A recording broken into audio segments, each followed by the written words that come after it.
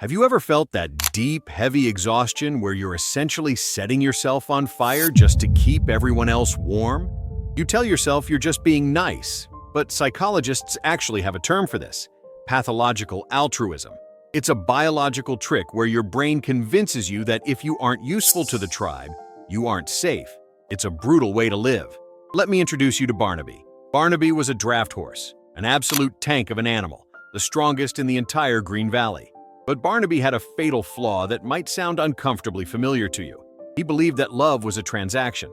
His internal monologue was simple and dangerous. If I carry their burdens, they will finally respect me. So, from sunrise to sunset, Barnaby was a slave to his own availability.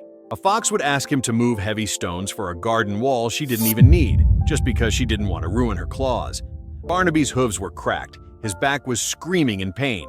But what did he say? Sure, happy to help. He was trading his physical health for empty compliments like, "You're such a good guy, Barnaby." But here is the question you need to ask yourself right now. Was that actually respect? Or was Barnaby just convenient? Things were bound to break, and they did on the hottest day of the year. Barnaby was hauling a double load of timber for the boar, who, by the way, was walking empty-handed right beside him, whistling a tune. The heat was suffocating. Suddenly, Barnaby's legs just gave out. He collapsed, hard. The dust settled around his heavy breathing, his vision blurring. Now, this is the part that should make your blood boil. You'd expect his friends to rush over with water, right? To ask if he was okay? Instead, the boar looked down at him, annoyed, and said, "Hey, you're blocking the path. How long is this nap going to take? I need that wood by noon." It was a cold, brutal realization. Lying there in the dirt, invisible despite his size, Barnaby realized something terrifying. To them, he wasn't a friend. He was a tractor that had run out of gas. When you make yourself a doormat, you can't be surprised when people wipe their dirty feet on you. The silence in that moment was louder than any scream. He had given everything, and in return, he received absolutely nothing but demands for more. Have you ever been there? Lying on the floor of your own life, wondering why the people you helped build up are the ones stepping over you?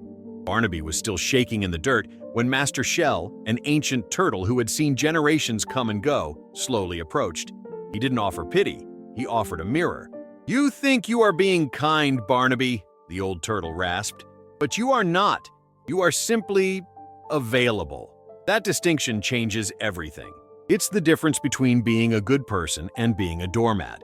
If you're finding value in this story, take a split second to hit subscribe. It helps us bring more truth like this to light. Shell continued, looking deep into Barnaby's tired eyes. Kindness is a choice that requires a spine. What you have is fear. Fear that without your utility, you are unlovable. He pointed at the boar, who was still complaining. Look at him. By carrying his weight, you have stolen his strength. You didn't help him grow. You taught him he never has to try. You are destroying your own body just to enable his weakness. It was a brutal awakening. Real help isn't about doing it for them. It's about knowing when to stop. The next morning, the fox came trotting up with another absurd request. Barnaby's heart hammered against his ribs. The fear of rejection was physical, a knot in his stomach. But he looked at his worn-down hooves, then at the fox, and said a word he had never used before. "No." The reaction was instant and ugly. "You've changed," the fox hissed. "You're so selfish now." But Barnaby stood his ground. He didn't apologize. And then, the magic happened. The fox left.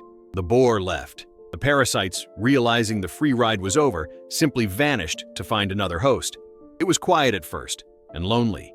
But in that space, real friends appeared. Ones who walked with him, not on him. Barnaby finally healed. He learned the ultimate lesson. Boundaries don't push the right people away. They just filter out the users. You aren't responsible for carrying the world. You are only responsible for walking your own path with dignity. Protecting your energy isn't selfish. It's the only way you can actually be strong enough to help when it truly matters.